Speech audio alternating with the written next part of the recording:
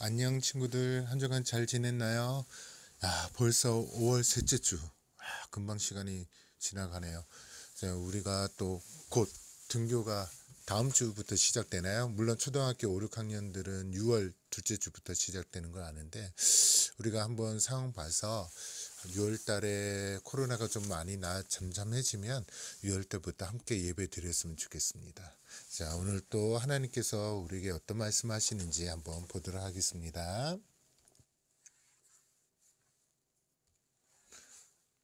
불새, 아프리카의 별, 여배우 눈, 장미의 영혼. 우리 친구들 이 이름들은 무엇과 관련이 있는지 아는가요? 힌트는 모든 어떤 물건의 이름이에요. 그 정답은 바로 뭐죠? 다이아몬드입니다.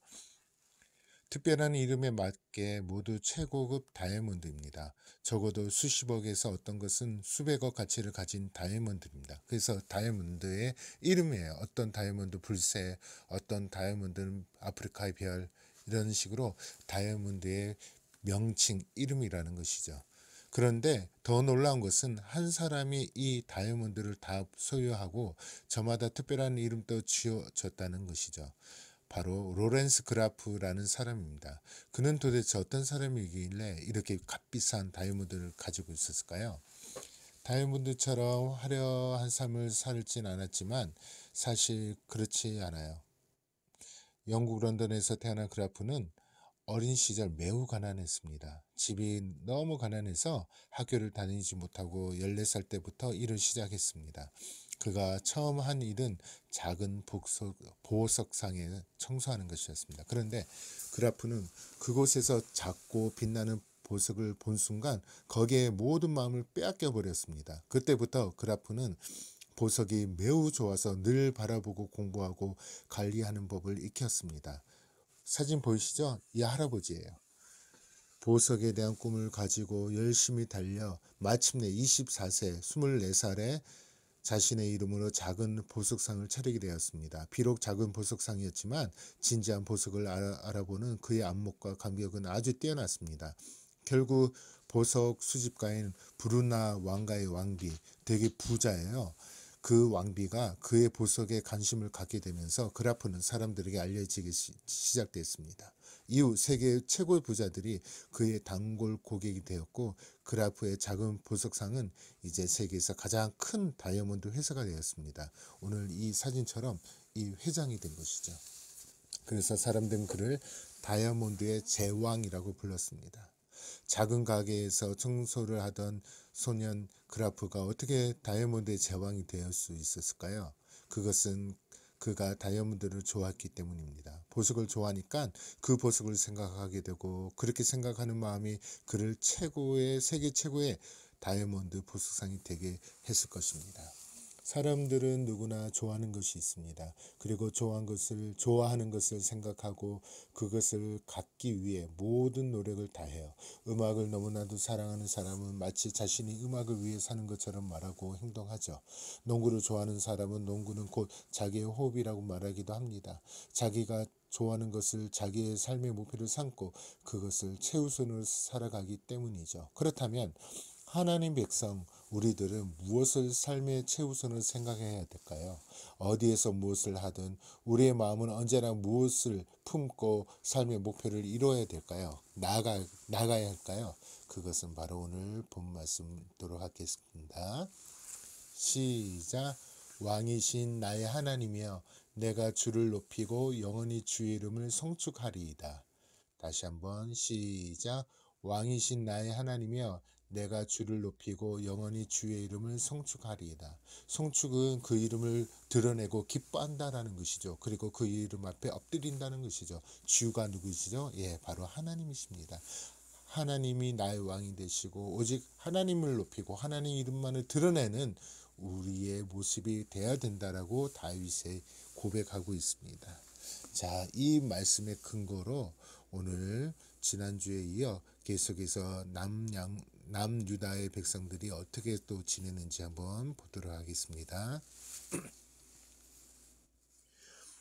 남유다 백성은 나라를 잃고 바벨론의 포로를 끌려갔지만 하나님은 약속대로 그들을 지키고 다시 회복시켰습니다. 그들은 하나님의 약속대로 몇 년 후? 70년이 지난 후 고향 땅인 예루살렘으로 다시 돌아오게 되었습니다. 그들은 고향에 돌아와서 하나님의 백성을 살며 하나님을 예배할 수 있다는 기대와 기쁨으로 가득 찼습니다. 하지만 예루살렘은 그들이 기대하는 모습과 많이 달랐습니다. 성벽은 무너져 있었고 바벨론에 의해 불타 없어진 성전은 그 자리에 빈터만 남아 있었습니다. 백성들은 하나님을 예배하는 성전이 무너진 자리를 보며 매우 슬퍼했습니다. 성전을 백성들이 함께 모여 제사를 드리며 하나님을 높이 하나님의 이름을 드러내는 중요한 장소였기 때문입니다. 비록 지금은 그 자리에 성전이 없지만 백성들은 그곳에서 하나님을 예배드렸어요. 함께 모여 성전이 있던 자리에 돌을 쌓아 제단을 만들고 제사를 드리며 하나님을 예배했습니다. 그리고 얼마 뒤 고레스의 왕의 도움으로 다시 성전을 짓기 시작했습니다. 고레스 왕은 남유다의 백성이 고향에 돌아가서 하나님을 예배할 수 있도록 끝까지 도움을 주었습니다. 성전의 기초가 완성되자 백성들은 눈물을 흘리며 기뻐했습니다. 이제 함께 힘을 모아 성전 건축을 완성하는 일만 남았습니다. 하지만 예상치 못한 어려움이 찾아왔습니다. 그것은 예루살렘 주변에 있는 사람들이 여러 이유와 방법으로 성전 짓는 일을 방해했기 때문입니다. 그들은 남유다 백성들에게 겁을 주기도 하고 성전을 짓는 그들의 노력을 비웃고 조롱했습니다. 심지어 어떤 사람은 관리에게 몰래 돈을 주어 성전 건축을 하지 못하게 하려고 했습니다. 남유다 백성들은 얼마 전까지만 해도 다른 나라에서 포로로 살았던 사람들입니다. 그들에게 자신들을 보호할 힘과 재물이 없었습니다. 그래서 그런 큰 방해와 어려움을 만나자 마음이 약해졌습니다. 결국 백성들은 성전 건축을 멈추고 모두 자기가 사는 곳으로 떠나버렸습니다. 성전은 기초만 완성된 채 초라하게 남아 있었습니다. 집으로 돌아간 백성은 새로운 생활에 적응하기 위해 열심히 살았습니다. 가족이 살 집을 지어 멋지게 화려하게 꾸몄고 농사일을 하며 해마다 구속을 수확했고 가축을 기르는 일에도 힘을 쏟았습니다. 남유다 백성은 고향으로 돌아온 땅에서 자신의 생활을 돌아보며 바쁘게 살았습니다. 그렇게 무려 16년이라는 시간이 지났습니다. 하나님의 성전은 기초만 남은 채 무려 16년 동안 초라하게 놓여 있었습니다. 하나님은 남유다 백성에게 학개라는 선지자를 보내 말씀하십니다. 여러분, 하나님이 이렇게 말씀하셨습니다. 하나님의 성전이 이렇게 망가져 가 있는데 너희는 멋진 집에서 편하게 사는 것이 옳다고 생각하느냐? 너희가 산에 올라가서 나무를 가져다가 성전을 지으라. 그러면 내가 기뻐하고 높임을 받을 것이다. 하나님의 말씀을 들은 남유다 백성은 마음이 찔렸어요. 그래서 하나님의 성전이 아닌 자신의 집을 먼저 생각하고 하나님을 높이는 것보다 자신의 일을 더 우선으로 여긴 죄를 회개했습니다. 그들은 하나님이 자신들을 왜 예루살렘으로 돌아오게 하시는지 다시 깨달았습니다. 바로 하나님을 높이는 삶을 살게 하기 위해서인 것이죠. 하나님 위해서 살아가는 것이죠. 그래서 하나님을 높이기 위해 가장 중요한 일인 성전에 모여 하나님을 예배하는 것을 깨달았습니다. 백성들은 하나님을 높이며 살기로 다짐하고 성전 짓는 것을 다시 시작했습니다. 많은 사람들의 희생 노력으로 드디어 성전이 완성되었습니다. 백성들은 새로 지은 성전에서 함께 모여 예배를 드리며 하나님을 높여드렸습니다. 하나님은 백성들의 예배를 받으시고 그들에게 큰 기쁨을 주셨습니다. 백성이 하나님을 높이자 하나님은 그들을 보호하시고 높여주었습니다.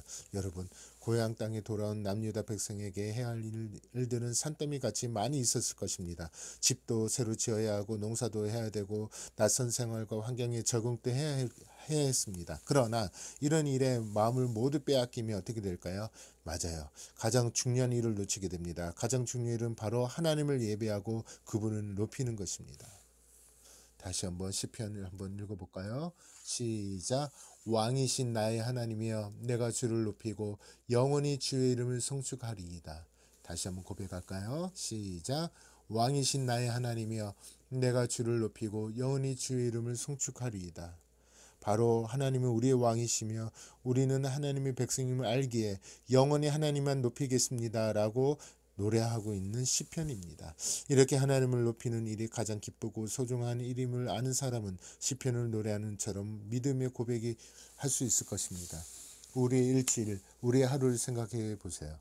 해야 할 하고 싶은 일, 또 놀고 싶은 일, 또 매일 학교 가야 되고 친구들과 놀고 어떤 친구들은 학원에도 가야 되고 모든 중요한 일이기에 어느 것 하나 소홀히 여기면 안 되는 거 맞습니다. 하지만 우리가 어디에서 무엇을 하든지 가장 중요한 것은 하나님을 높이는 것입니다. 그리고 하나님을 예배하고 하나님의 말씀에 순종하는 삶을 통해 하나님을 높일 수 있는 것입니다. 나보다 하나님은 먼저 나의 바쁜 삶보다 하나님의 예배하는 일을 먼저 생각하는 우리들이 되기 바랍니다. 계속해서 3개월 이상 우리가 함께 예배를 드리지 못했지만 각자의 삶 속에서 언제나 왕이신 우리 하나님을 생각하고 오늘 또 이 예배 가운데 말씀 가운데 늘 하나님을 높이고 하나님을 위해서 먹고 살고 즐기고 하나님을 위해서 공부할 수 있는 여러분들이 되기 바라요. 그래서 여러분의 모습을 통해서 하나님이 기뻐하시는 여러분의 삶이 되기 바랍니다. 한 주간 또 잘 지내세요. 안녕.